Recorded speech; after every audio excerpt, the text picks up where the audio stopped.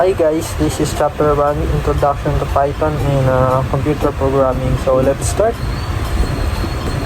Lesson number 1, Understanding Compiler and Interpreter. Compilation versus interpretation. Sa compilation, yung source program is translated, but we need to repeat each time to modify our source code. Sa interpretation naman, kailangan natin ng interpreter, kagaya na lang ng Python interpreter para gumana yung code. Kasi kung walang interpreter, hindi gagana yung code. So, dito naman tayo sa advantage and disadvantage ng compilation and interpretation. So, dito tayo sa compilation. So, sabi dito, the execution of the translated code is usually faster. Second, the only user has to have the compiler, then user may use the code without it. So, kahit pwede mo na siyang gamitin. And the translated code is stored using machine language as it is very hard to understand. So, sa interpretation naman, yung advantage niya is you can run the code as soon as you complete it. There are no additional phases of translation. So, ano na siya? Hindi niya na kailangan matranslate. Second, the code is stored using programming language, not the machine one. This means that it can be run on computer using different language. Okay, so sa madaling salita, ang Python language, pwedeng magamit mo siya sa C, Python, Python. Okay, kasi nga, ano siya, interpreter yung kailangan natin sa kanya. Hindi mo na siya kailangan i-compile. So, disadvantage naman tayo, no? Compilation itself may be a very time-consuming process. You may not be able to run your code immediately after an amendment. So, sa interpretation, ang disadvantage is don't expect the interpretation will ramp your code to high speed. Your code will share the computer's power with the interpreter, so it can be really fast. So, ibig sabihin, kung gaano lang kalakas yung interpreter na ginagamit mo, ganun lang din siya kabilis. And ito ulit, compilation. You have to have as many compiler as hardware platforms you want your code to be run on.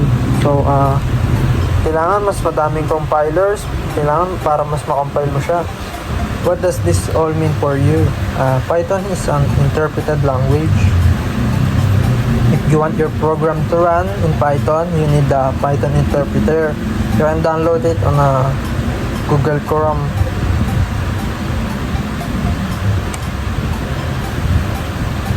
So, lesson 2 na tayo, no? Introduction to Python programming. What is Python? Python is high-level programming language created by Guido van Rossum, born in 1956 in Netherlands. And Guido van Rossum did not develop all it by himself. So, the speed which Python has spread around the world is a result of the continuous of thousands programmers, testers, users, enthusiasts. But it must be said that the very first idea, the seed from which Python sprouted, came to one head, of course, from Guido. So, what is Python goals? In 1999, Guido van Rossum defined his goals for Python. An easy and intuitive language, open source, so anyone can contribute to its development.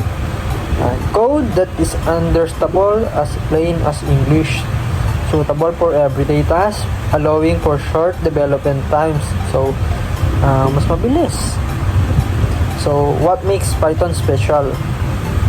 Maraming rason dahil kung bakit special ang ating Python, no? So, nakalagay dito, it's easy to learn.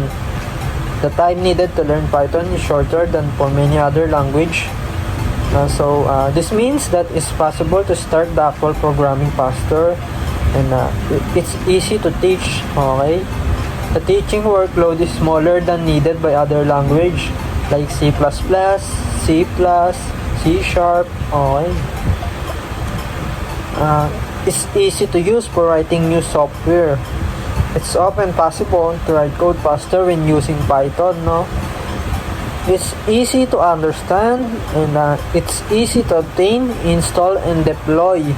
because Python is free, open, and multi-platform. Not all language can boast that, okay? So, kasi ang Python, interpreted siya, so pwede siyang gamitin sa kahit ano. Yun na. Python rivals. Python has two direct competitors with comparable properties and predisposition. These are Perl and Ruby. Sa Perl, a scripting language originally authored by Larry Wall, and sa Ruby naman, ang scripting language is authored by Yukihiro Matsumoto. So, okay.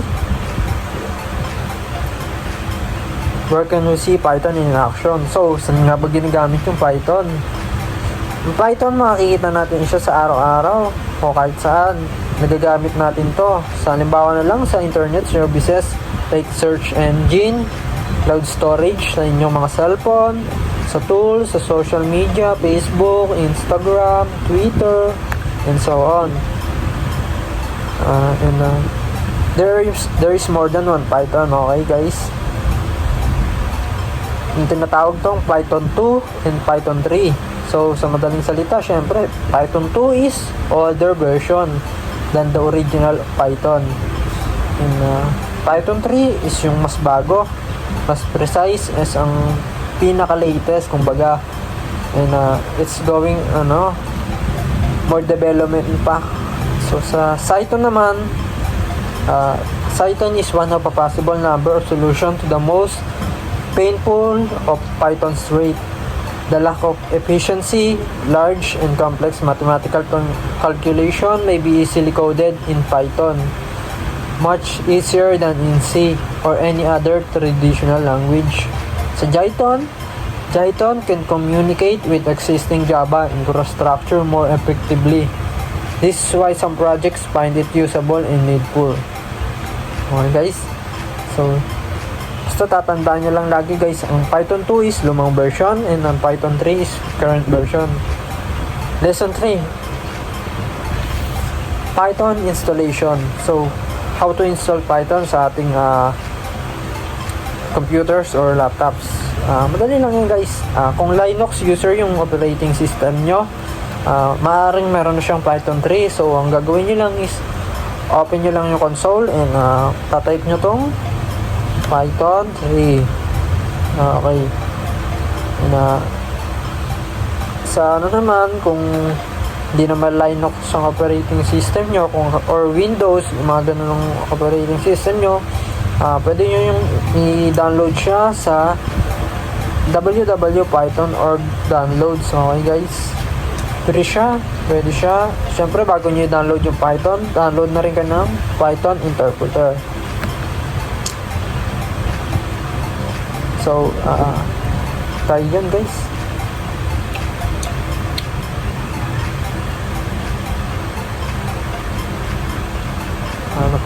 So, tayo na, ganun din naman yun. Pag download and install, pareho lang yun. Madali lang maintindihan yun, especially if you're in IT, diba?